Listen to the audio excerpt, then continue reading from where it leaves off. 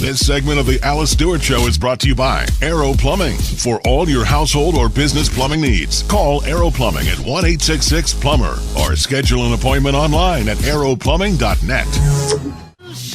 Welcome back to the Alice Stewart Show, 7:35 on a nice Monday morning. Great victory for the Razorbacks as well as Arkansas State University. So it's a great Monday morning.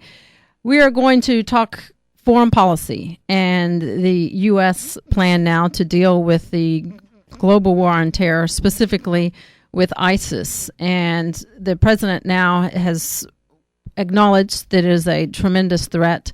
And there was a vote just last week from Congress to give the green light to the president's plan on Syria and dealing with ISIS. And they voted to give President Obama the green light to arm and train Syrian rebels to fight against the violent jihadist forces in the Middle East. And it was an important step, the president says, to downgrade and destroy fighters who call themselves Islamic State, ISIS. And all of our congressional delegation voted in support of that. All four members of the in the House, as well as our senators, John Bozeman and Mark Pryor, voted in support of this measure. Here to talk about this, I am joined with Congressman Tim Griffin from the 2nd District. Congressman, good morning. Good morning. Thanks for having me on. Thank you for joining us. I know that things are very busy there in Washington, and I want to ask you about this vote to arm the Syrian rebels. You voted in support of that. Why is this important? Sure. Well, as you mentioned, I think the whole delegation voted in favor of it. First, I want to be clear by saying the way I went about it is after getting an unclassified briefing and then I got a classified briefing, my first conclusion was that doing nothing was not an option. And particularly watching the spread of this threat inching up toward Turkey, one of our NATO allies, and the number of Americans and Brits and others who've been recruited to its side, I concluded that doing nothing was not an option. President Obama actually was told by his top advisors, generals and Secretary Panetta and others about 2 years ago, they told him, hey, you've got to pay attention to this. He decided at the time to do nothing, and now he's reversing his course because things have gotten so bad. But the next question was, what is it we can do? What is it we should do?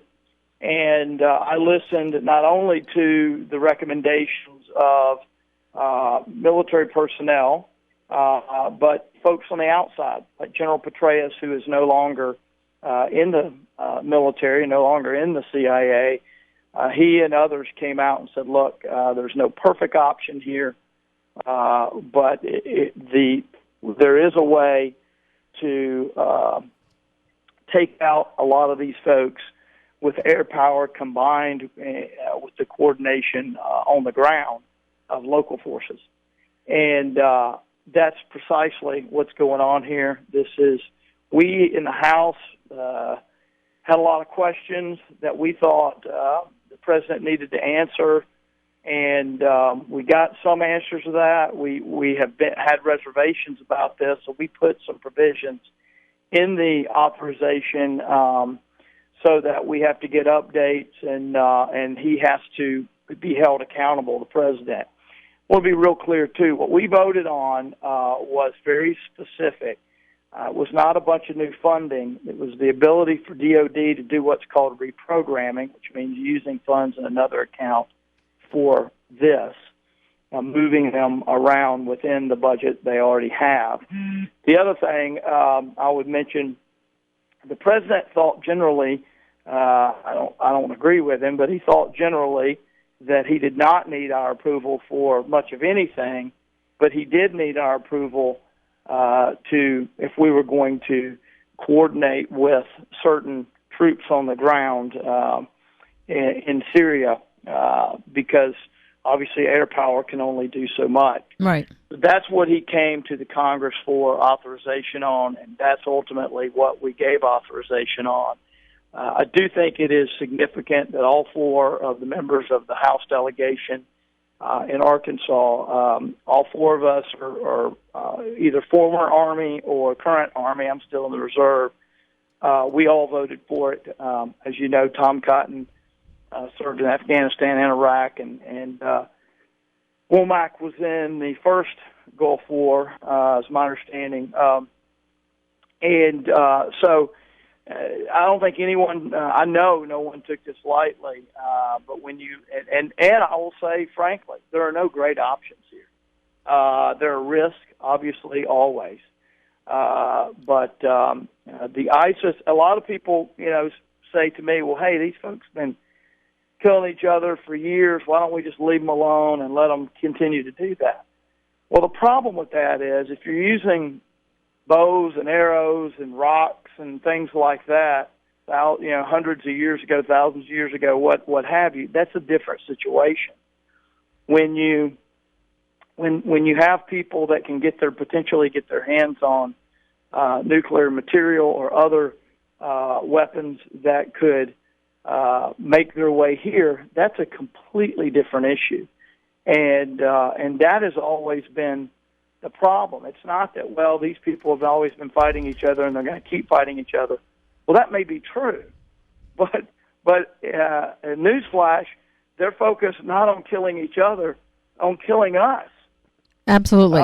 If they could come to the United States today and kill us, they would. Well, and that's the concern, is making sure to keep the fight there and not bring it back. That's right. And, everybody understands that we're not putting thousands of American ground troops on the ground. We all understand that. But